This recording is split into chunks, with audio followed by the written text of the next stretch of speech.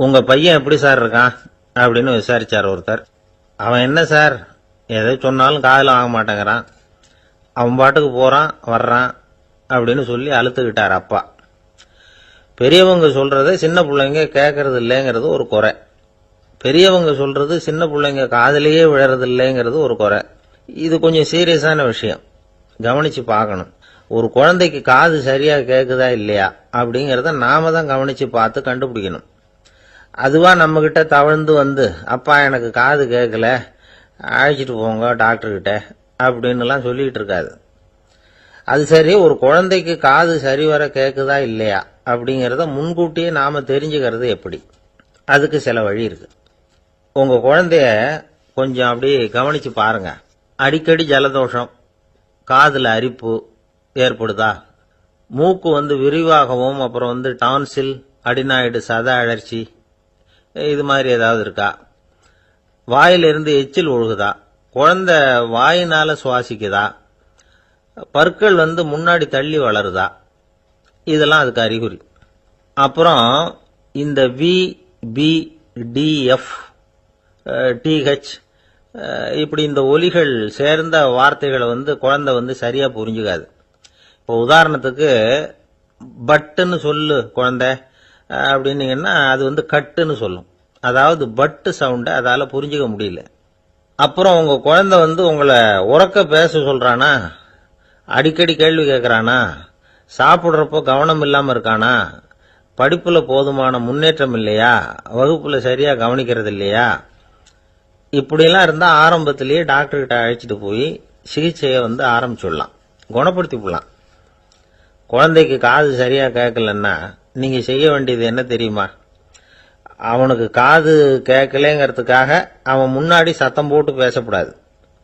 மெதுவா சீரா பேசணும், அவனை பார்த்து பேசணும். உங்க உதட்டு அசைவுகள் அவனுக்கு உதவும், அதை பார்த்தே புரிஞ்சுக்குவான். நீங்க வாயில வெத்தலை பாக்கு போட்டுக்கிட்டோ புகை பிடிச்சிக்கிட்டோ பேசக்கூடாது. அப்படி பேசினா அவனால அந்த உச்சரிப்பை சரியா புரிஞ்சுக்க முடியாது.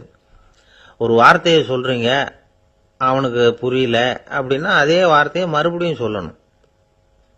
அவனுக்கு நீங்க முதல்ல சொன்ன வார்த்தை புரியலன்னு நினைச்சுக்கிட்டு மறுபடியும் திருப்பி சொல்றப்போ அதே அர்த்தம் வரக்கூடிய வேற வார்த்தையை சொல்லக்கூடாது. இப்படிலாம் நடந்துகிட்டா அவனுக்கு மன திடத்தை ஏற்படுத்த முடியும். இல்லைன்னா அவனுக்கு தாழ்வு மனப்பான்மை வந்துடும். குழந்தைக்கு காது கோளாறுன்னா ஆரம்பத்திலேயே டாக்டர் கிட்ட அழைச்சிட்டு போனா போதும், குணப்படுத்தி விடலாம். அப்புறம் பாத்துக்கலாமே அப்படின்னு அலட்சியமா இருந்துட்டாதான் கஷ்டம். சில பேர் கோபத்துல சின்ன பிள்ளைங்க காதை பிடிச்சி திருகிறது உண்டு. இது ரொம்ப தப்பு. காது கையோட வந்துட்டா என்ன பண்றது? ஒரு வேடிக்கை கதை, அது கதை தான், நிஜமா நடந்தது இல்ல, அது மாதிரி நடக்கும் நடக்காது, ஒரு வேடிக்கைக்காக சொல்லப்படுற கதை.